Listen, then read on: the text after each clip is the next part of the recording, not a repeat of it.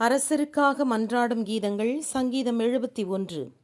இறைவா, அரசனிடம் உமது நீதி நேர்மை விளங்கச் செய்யும். அரச மகனிடம் உமது நீதித்தன்மை விளங்கச் செய்யும். நீதியோடு அவர் உம் மக்களை ஆள்வாராக. உம்முடையவரான எளியோரை நேர்மையுடன் நடத்துவாராக. மலைகள் உம் மக்களுக்கு சமாதானம் தருவனவாக. குன்றுகள் நீதியை காப்பனவாக. எளிய மக்களை அவர் காப்பாராக. ஏழைகளின் மக்களை அவர் பாதுகாப்பாராக. கொடியவனை அவர் நொறுக்கி விடுவாராக. கதிரவனைப் போல் அவர் நீடூழி வாழ்வாராக.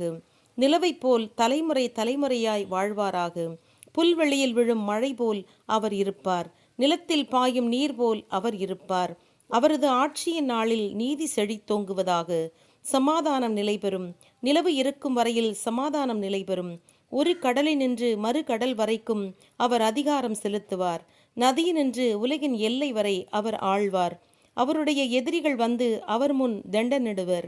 அவருடைய பகைவர் மண்ணை கவ்வுவர்.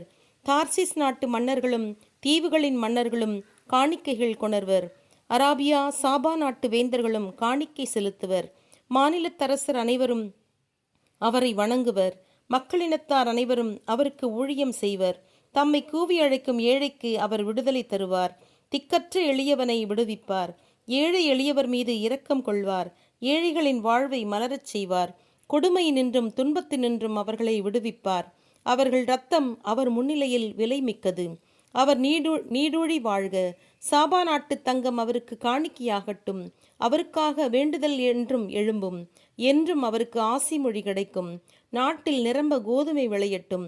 உயர்ந்த மலைகளிலும் அதன் விளைச்சல் லீபானைப் போல் விளங்கட்டும். வயல்வெளி புல் போல நகர மக்கள் செழிக்கட்டும். அவரது பெயர் என்றென்றும் வாழ்த்த பெறுவதாக. கதிரோன் இருக்கும் வரை அவரது பேரும் புகழும் நிலைப்பதாக.